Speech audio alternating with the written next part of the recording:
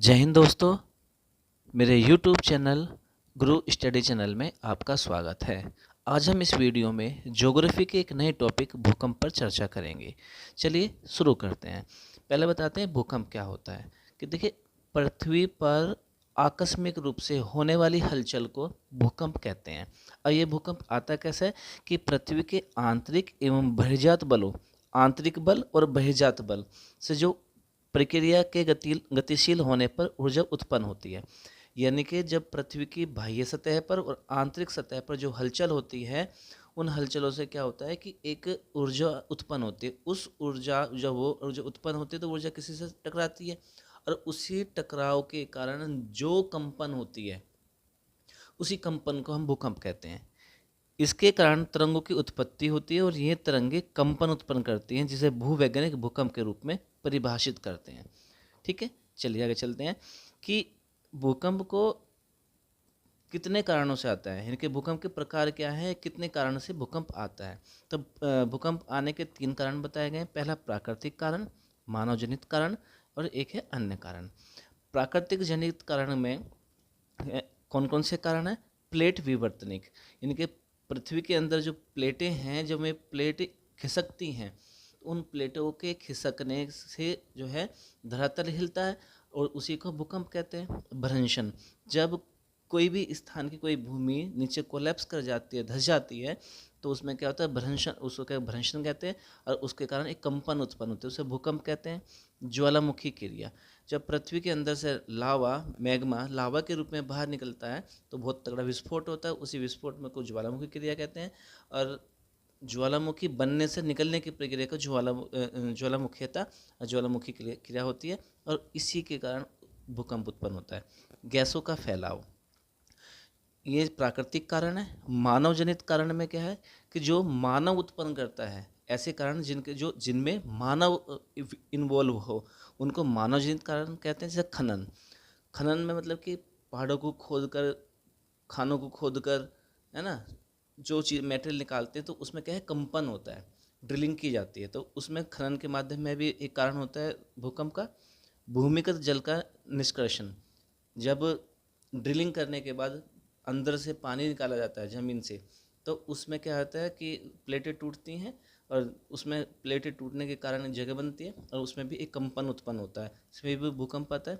बांधों का निर्माण, जब बांध बनाए जाते हैं तो बांधों में पानी को रोका जाता है, और रोकने के कारण जब पानी फैलाया गिरता है ऊपर से, तो बहुत पावर के साथ गिरता है, तो उसमें भी कंपन उत्पन्न होती है, उससे भी भूकंप आते हैं। परमाणु विस्फोट या प्रक्षेपण, जब परमाणु प्रक्षेपण किए जाते हैं तो उसमें भी क्या है, कंपन उत्पन्न होती है, तो ये भी एक भूकंप का कारण है। अन्य कारण है उल्कापात, जब उल्काएं पृथ्वी पर से टकराती है तो उसमें भी हलचल उत्पन्न होती है।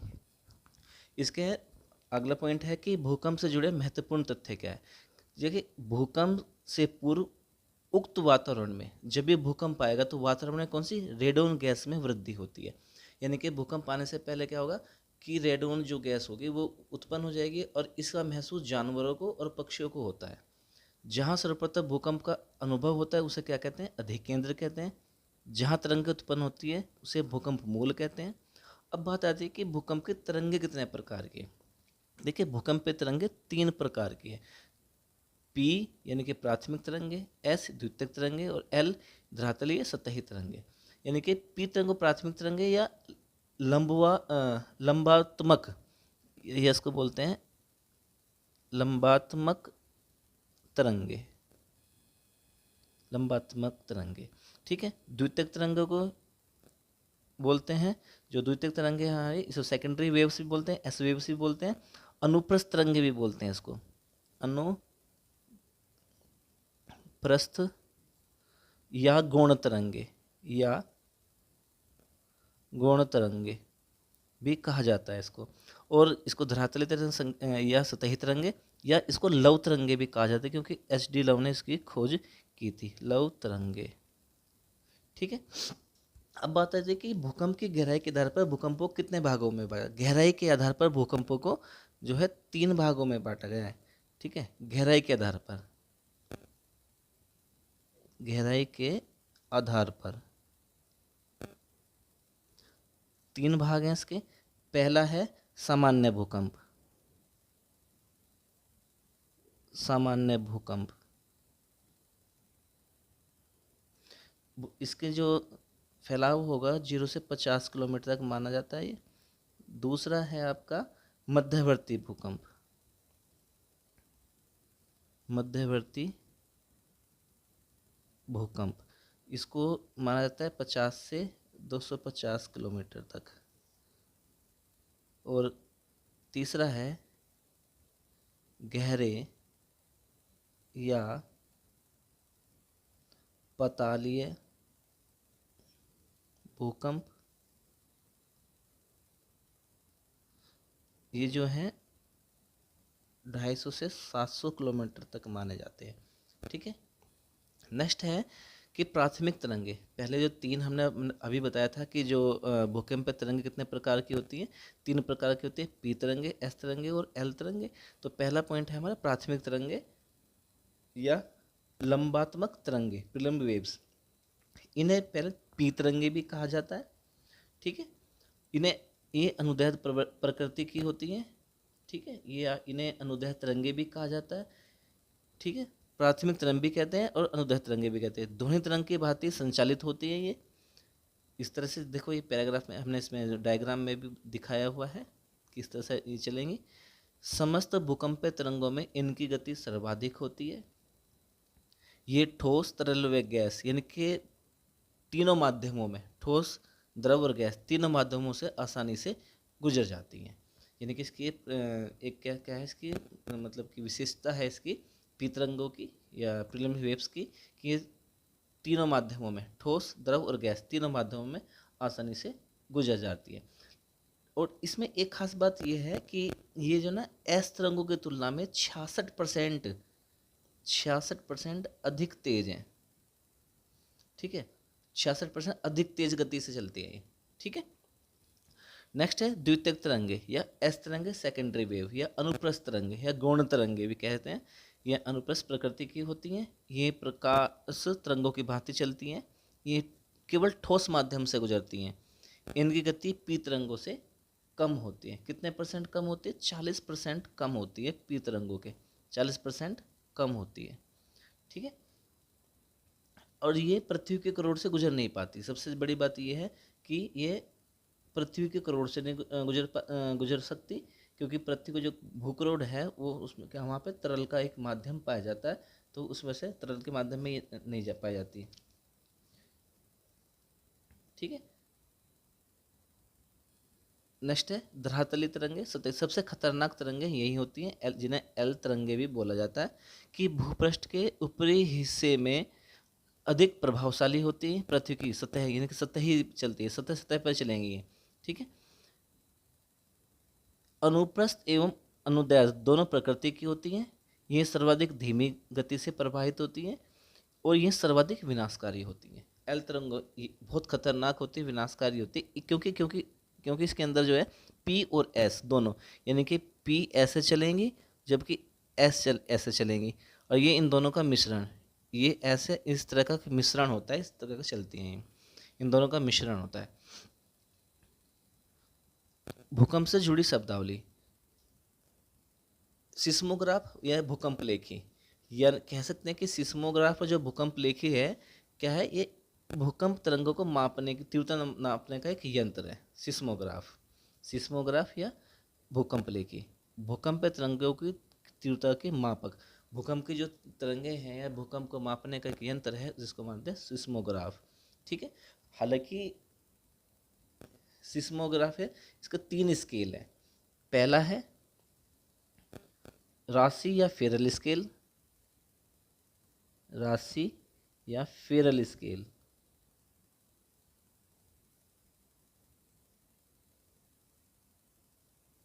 ठीक है। और इसमें जो मापक हैं वो 1 से 11 तक रखे गए, 1 से 11 तक हैं इसमें।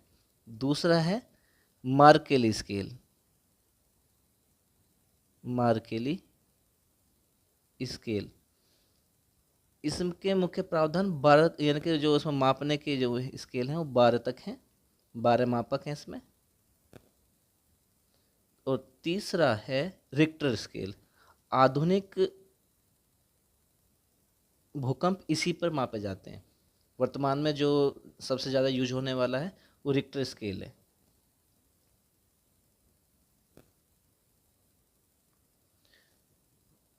इसमें इसकी तीव्रता में नापने के लिए 0 से 9 तक होती है तीव्रता, ठीक है।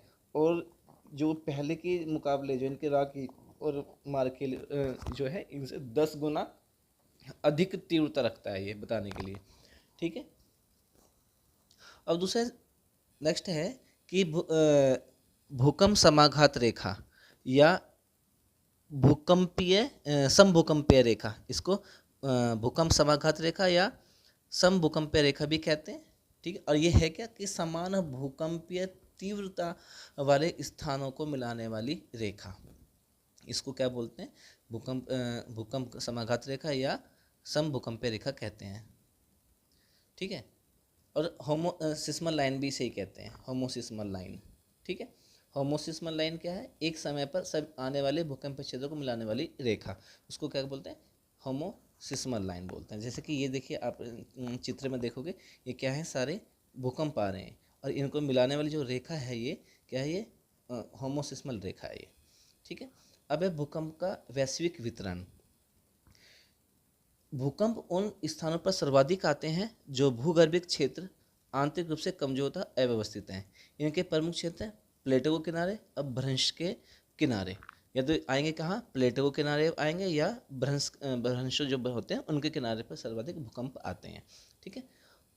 वैश्विक भूकंप पेटियाँ कौन कौन सी है, परिप्रशांत क्षेत्र, ठीक है। अब परिप्रशांत क्षेत्र या प्रशांत महासागरीय तटीय पेटी भी बोलते हैं, ठीक है। अब इसमें क्या है कि विश्व के 68% भूकंप यहीं आते हैं। इसका कारण क्या है कि ज्वालामुखी, प्लेट संचरण और भ्रंशन, ठीक है। अब इन क्षेत्रों में कौन कौन से आते हैं, जो भाई इनमें आएंगे, कारण तो बता दिए कि ज्वालामुखी है, प्लेट संचरण है, भ्रंशन है, तो आएंगे किन किन स्थानों पर, इसमें कौन कौन से क्षेत्र आते हैं। एक तो आता है चिली, कैलिफोर्निया, अलास्का,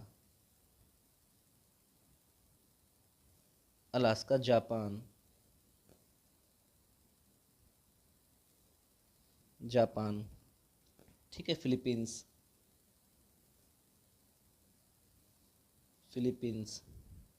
न्यूजीलैंड, ये सब जो है क्या है, इन क्षेत्रों पर क्या है, परिप्रशांत क्षेत्र के भाग में है ये, और इन क्षेत्रों में सबसे ज़्यादा भूकंप आते हैं इन कारणों से, ठीक है। दूसरा है इसका मध्य महाद्वीपीय पेटी। तो विश्व के 21% भूकंप यहाँ पर आते हैं और भारत इसी के क्षेत्र के अंतर्गत आता है, ठीक है। और जो इसमें आने वाले अधिकांश भूकंप संतुलन मूलक तथा भ्रंश मूलक हैं। यहाँ पे जो आने वाले भूकंप हैं वो कैसे हैं, अधिकांशतः भूकंप कैसे हैं, संतुलन मूलक और भ्रंश मूलक हैं। यह पेटी कैसी है, केप वर्ल्ड से शुरू होकर अटलांटिक महासागर, ठीक है, अटलांटिक महासागर, भूमध्य सागर पार करके अलास्का, काकेशस, हिमालय जैसी जो चट्टानें हैं यहाँ तक जो है जाती हैं और फिर दक्षिण की ओर मुड़ जाती है, और कुछ प्रशांत महासागर पेटी में भी जाकर मिल जाती है। और भारत जो का जो भूकंप क्षेत्र इसी पेटी में शामिल किया जाता है। नेक्स्ट है मध्य अटलांटिक पेटी, ठीक है। मध्य अटलांटिक पेटी में क्या है कि इसमें स्पिट्सबर्जन, आइसलैंड, ठीक है, यहाँ से लेकर वोटिक द्वीप तक ये फैल जाते हैं और भूकंप क्षेत्र में बहुत तीव्र गति से इसमें भूकंप आते हैं। यह सर्वाधिक भूकंप भूमध्य रेखा के आसपास के क्षेत्रों में आते हैं, ठीक है। आशा करता हूँ कि आपको ये वीडियो पसंद आई होगी। लाइक करें, शेयर करें, सब्सक्राइब करें और कमेंट करना ना भूलें। धन्यवाद। मिलते हैं एक नई वीडियो के साथ, तब तक के लिए जय हिंद, जय भारत।